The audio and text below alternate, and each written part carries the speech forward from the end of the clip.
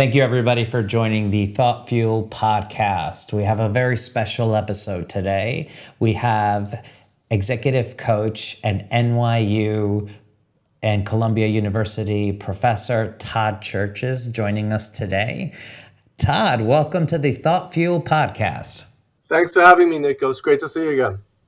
Great to see you. So, Todd, can you tell us a little bit about yourself? Obviously, we go way back at pre-COVID, which was a milestone, right? But what should the audience know about you? Sure. Well, I used to work in the advertising industry, and then I worked in Hollywood for 10 years. I worked for Disney and CBS developing TV shows, and then I was in the theme park business as a project manager, and I managed a project in China, which I talk about in my TED Talk, which you hosted way back in 2019, my TEDx talk on the power of visual thinking. And then ever since, I've been doing executive coaching, management leadership training, and I am an adjunct professor at NYU and Columbia, where I teach leadership in 2 different graduate programs. Excellent. And you, I don't know if this is your phrase, but it's one of my favorite ones. It's how do you get people to see what you're saying? So can you tell us a little bit about that?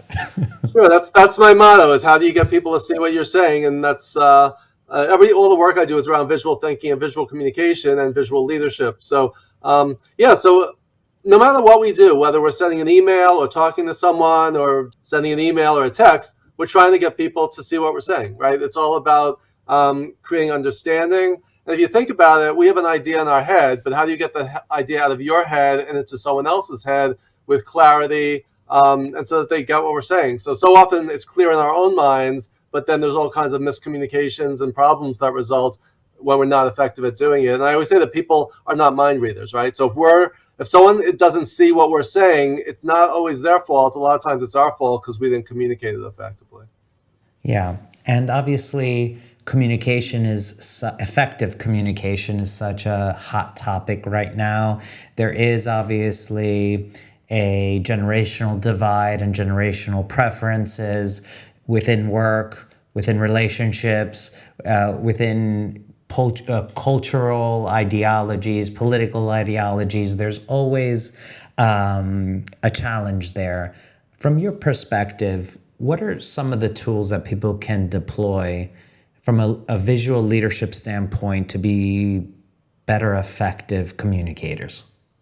Yeah, communication is the foundation of everything that we do. Because most of us are knowledge workers, right? We're not working on a factory, we're not working on an assembly line, but what we're manufacturing and creating is ideas, right? And we're creating words and imagery to get those ideas out there into the world. So in my book, I break it down into 4 different categories in terms of using visual thinking and visual communication.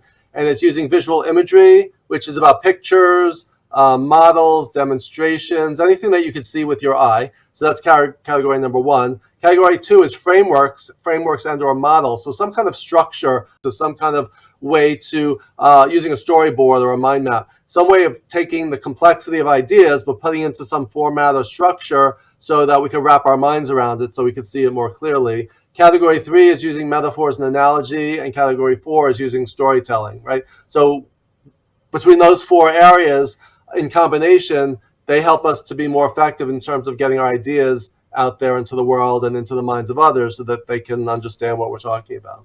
Yeah. And Todd, we have a wide audience from all over the world, and, maybe, English isn't their first language. In your own words, what's a mind map exactly?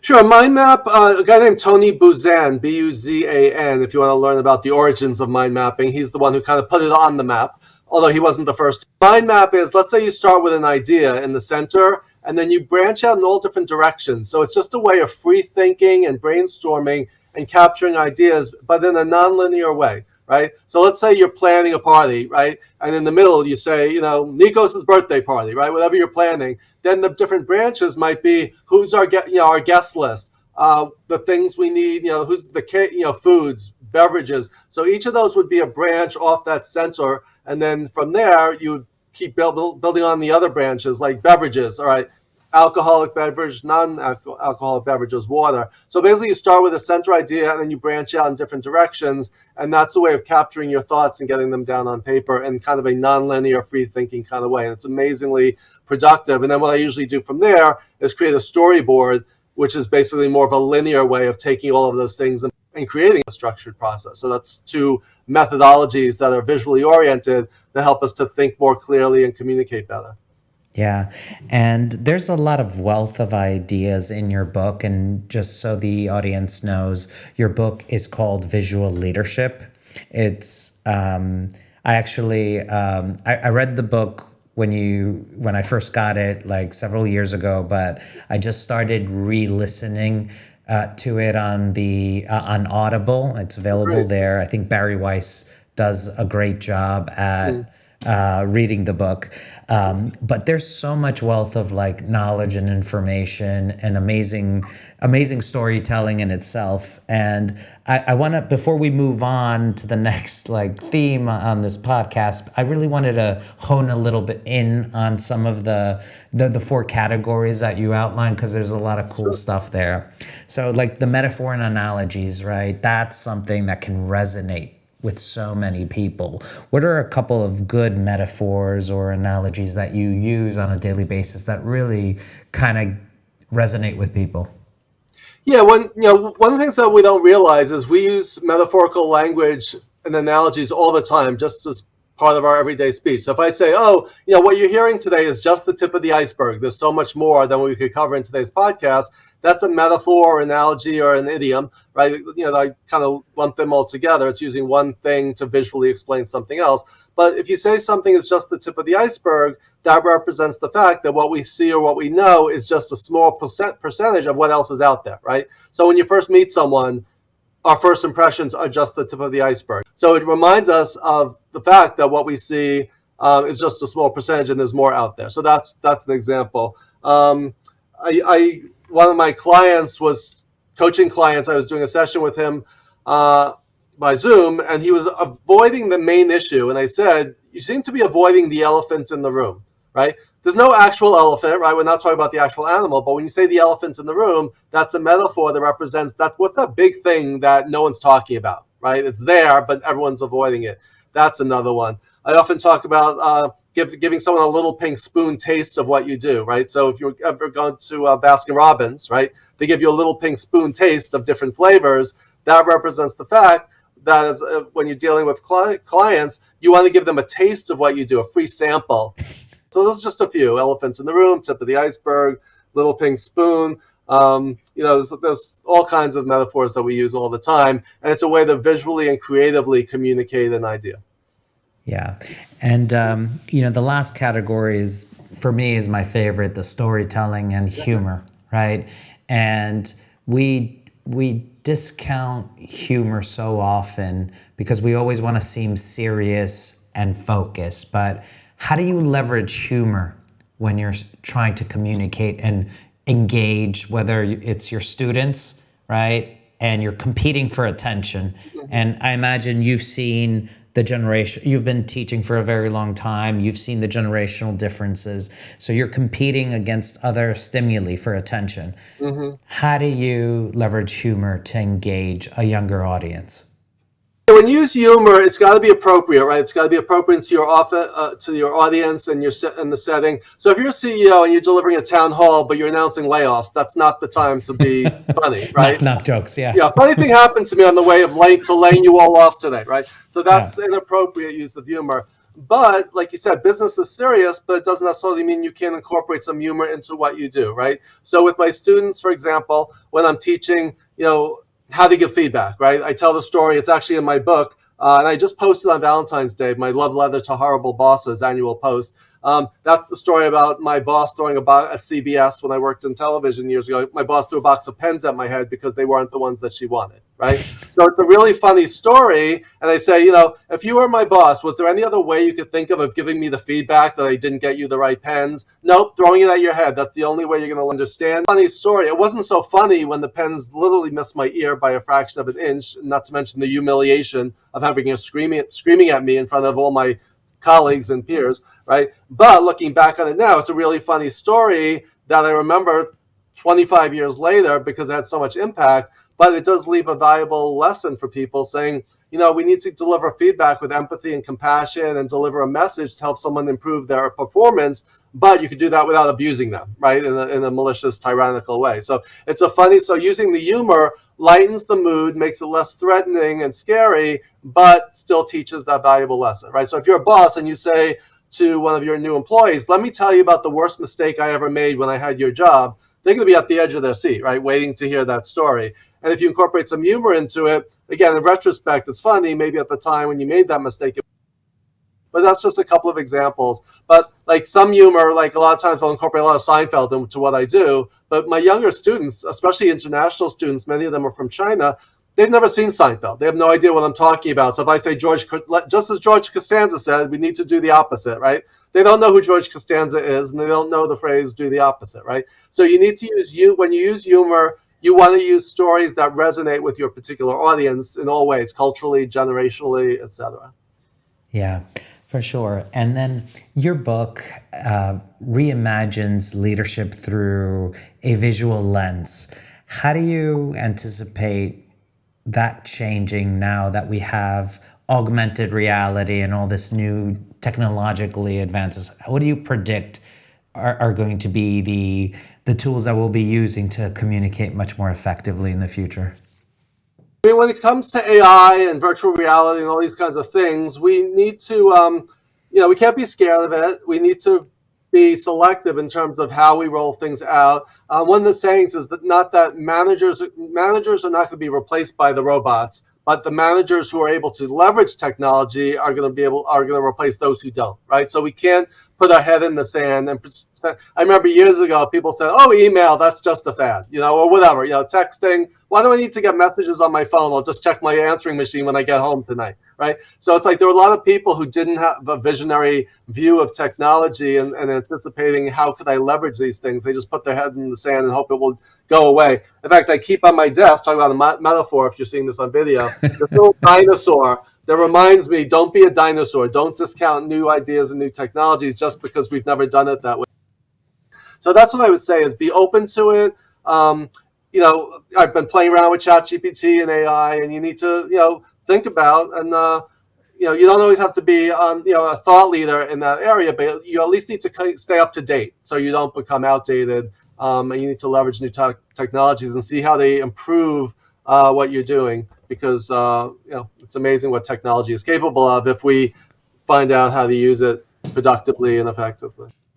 Yeah, and this podcast is all about developing a better mindset, and you just touched upon something very, very important, and it's our attitudes towards change. What is your advice about the whole kind of being open to things that we don't understand and maybe are scared of? Well, when you mention the word mindset, the first thing that comes to mind, the first person, is Carol Dweck, who wrote the classic book on mindset, right? She basically differentiated between having a growth mindset and a fixed mindset, right? A fixed mindset is, this is just who I am and how I am and will always be, and this is the way the world is. Growth mindset adds the word yet, right? So if you say, I'm not good at this, that's very finite. If you say, I'm not good at this yet, the word yet opens up the world of possibilities, right? And I always talk about mindset, tool set, and skill set. You have to have a mindset that's open to new possibilities. You have to keep building your tool set, but you also have to gain the skills to use those tools, right? Just because I go to Home Depot or Lowe's and buy a big toolbox doesn't mean when I get home I could build something amazing with it, right? I need to learn how to use those tools. Similarly, whether it's AI or whatever the technologies are, we need to adopt the tool set, be open to gaining new tools, but then the skills to learn how to use those tools effectively for whatever it is that we do. So those are just a few ideas related to mindset that are so important to me. For as long as I've known you, you've been a man of many hats. You're a professor, you're a coach, you do workshops, you're on a podcast every week, you're on a different list of the top coaches in the world, you're everywhere. How do you develop that mindset to kind of always have energy to do new things and put yourself out there and just never rest. I see you're out there, and I love it. I love it. Thanks. Well, what's interesting is people don't believe this at first, but I'm an extreme introvert. I always say I'm a three B's guy. By nature, I am a behind the scenes, back of the room bookworm. In all my classes, like when I say to I always have my students talk and say something in class within the first 5 or 10 minutes. And then I say to them, you've all just spoken more than I spoke in all my years of college, because I never once raised my hand or got up or spoke or presented in front of the room. Well, the irony is I have a master's degree in communication, and they never made me get up and communicate. So there was something wrong with that to begin with. But again, someone said to me, as an introvert, you sure seem to know a lot of people. So interestingly, before the pandemic, I had about 3,000 LinkedIn connections. I'm now up to almost 14,000 LinkedIn followers and connections. Amazing. If you just put yourself out there, I mentioned my three B's, the back of the room, behind the scene bookworm. That's who I am. But I always talk about 4 G's. Be genuine, meaning be yourself. Be generous, meaning don't just seek to promote yourself, but promote other people.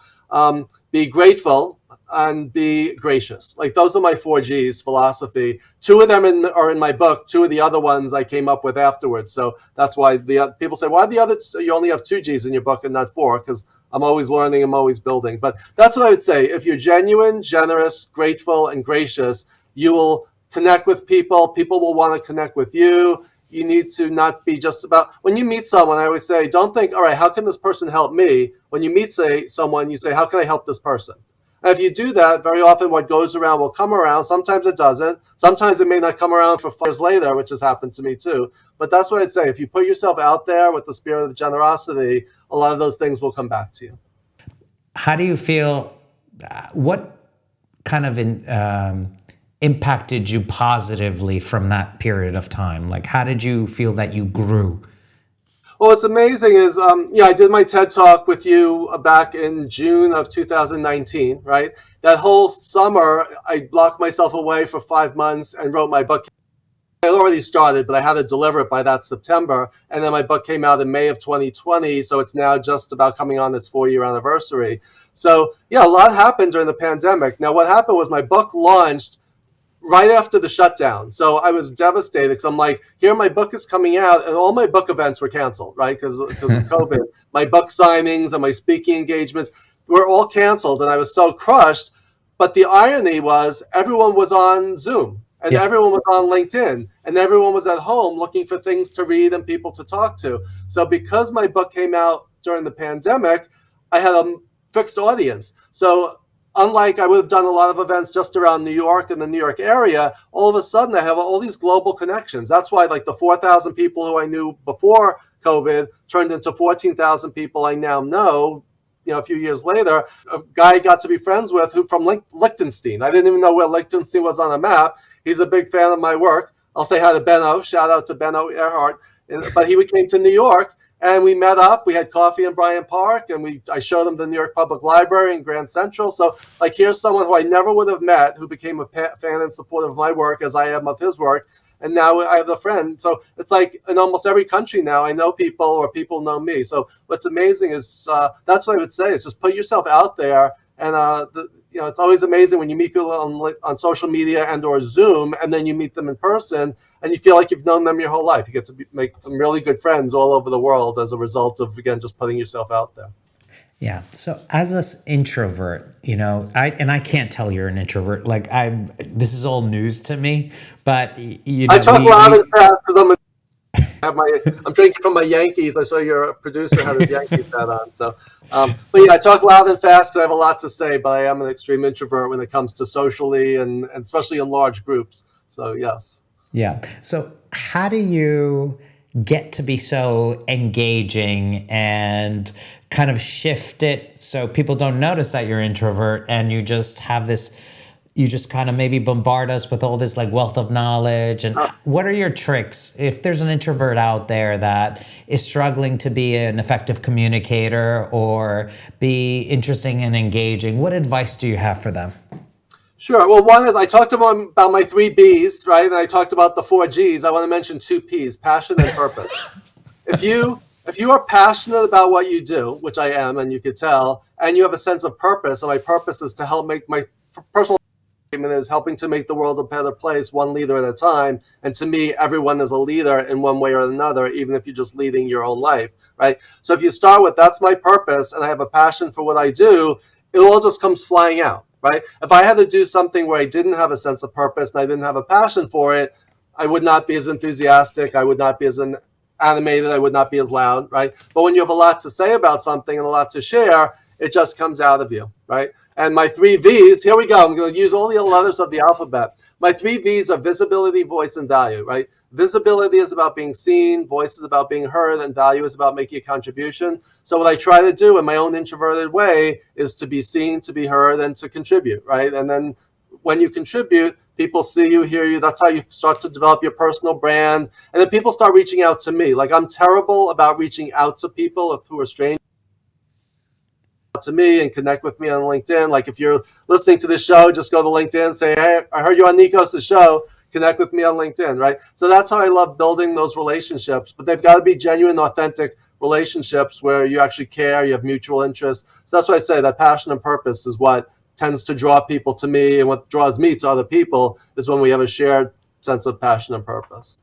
Yeah, no, that's actually so interesting. Meanwhile, do you have any other alphabets? Like, I'm sure I do. They just keep coming. I'm sure I have many, but if I try to retrieve them, they won't come. But if they just come out organically and naturally, that's where the stuff just comes flying out of my head. Yeah, and you have such a wealth of knowledge. And I remember when we were like talking about the TED Talk and structuring it, you just had so many good examples, and especially a lot of visual aids and everything. But I guess it would be remiss if I had you here, and because of your experience, whether it's as a professor being surrounded by so many smart people, or in your work as a coach, as an author, I know from like just listening to your past podcasts and things that you've done that your career was not very linear. I think you describe it actually as a roller coaster. Exactly. What advice would you give people that might be kind of stuck right now from a career standpoint? And and I know, like, you talk about it like it's been ups and downs, and it's obviously on the up for many years now, but what advice would you give people? The path, and the path implies like it's a walk in the park that's laid with stepping stones laid out for you. Very few people have careers that are like that. Maybe if you go down a lawyer track or a doctor track or something, it's more linear. But like you was just saying, I would say it's a roller coaster of ups and downs, twists and turns, highs and lows, right? The last session of my NYU class, I revealed to my students my full background, and they're amazed to find how many times I've been fired twice, I've been laid off 4 times. Like, they think I was just like this linear path to success, and it was anything but that. I had long periods of unemployment, I had long periods of depression and not knowing what I was going to do next, right? So you just got to be resilient and keep bouncing back. You need to look at every failure as a learning opportunity. What can I learn from it? What can I grow? How can I grow from this? That's what I'd say. It's like, you want a plan, you want a strategy. In fact, in my TED Talk, I opened with, asked me what I wanted to do when I was 5 years old. I said I wanted to be Superman, right? And then my backup plan was to be Batman. So that was my career aspirations. But when I grew up and realized I couldn't be Superman or Batman, what's the next best thing? Well, working in television in some way, right? So I moved out to LA and I worked in television for a number of years, but then it wasn't the right fit for me. And then I moved over to the theme parks, and then I got laid off there. I moved back to New York, and I literally had no idea what I was going to do next. Literally, I came back to New York because I got laid off. I had broken up with someone. My father had open heart surgery. My mother just said, the universe is telling you to come back home to New York, which I did. And I just ended up with a job at a management training company. And because of that job, to do the job of revamping their mini MBA program, I had to start reading all these leadership books. And I got so hooked on leadership books. And I was just telling you before, I've been reading an average of 50 leadership books a year. For 25 years, I've read 50 books a year. So that's like 1,300 management leadership books and counting, right? So that's why people said, you need to write a book. You've read all these books. How about writing your own book? And not what's led to my writing my own book. But that's what I would say. That's a long answer to have a plan, have a strategy, have a goal, but realize it's going to change, and there will be setbacks, and there will be failures, and you just got to keep getting up and saying what's next. And if you build your network, you don't feel as alone, right? It's like you feel like, there are people who will refer you, people who will be, let you know when they hear about job openings and things like that. So that's why I say be genuine just because it's the right thing to do. But if you're generous, hopefully people will be generous to you in return when you need it.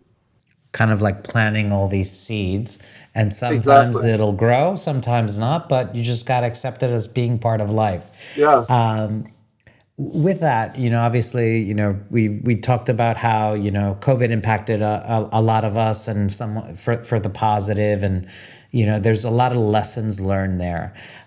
From your perspective, just moving forward, right? For younger people right now that might be looking at the state of the world and just being very concerned about how there's so much unknown, and these linear paths don't really exist.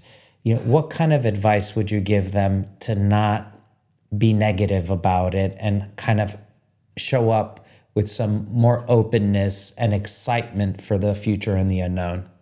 Yeah. There's an acronym called VUCA, VUCA, that stands, and that's the world we're living in today. VUCA stands for volatile, uncertain, complex, and ambiguous. That's I forget who came up with it. I think it was someone in the Army, but that was a way of defining a situation.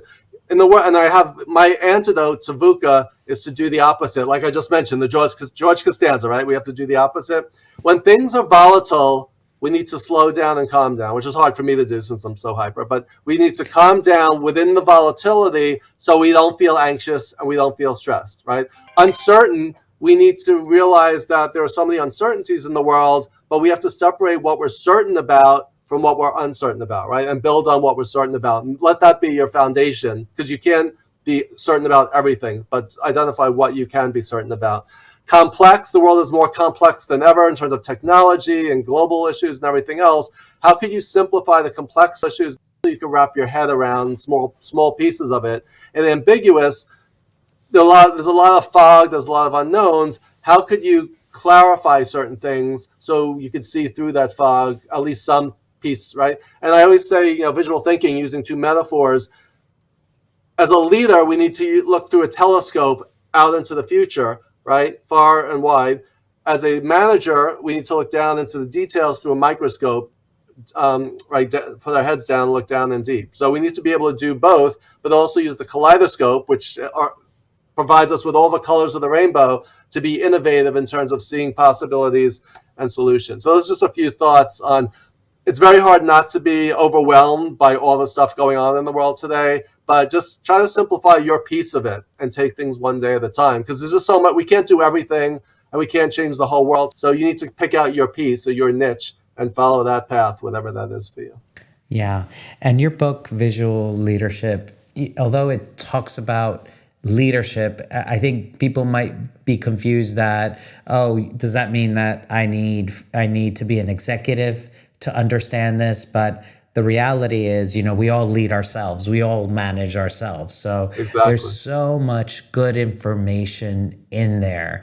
Is there something that in your book that you were so proud of putting in there that it would just be a remiss if we didn't share it on this call today?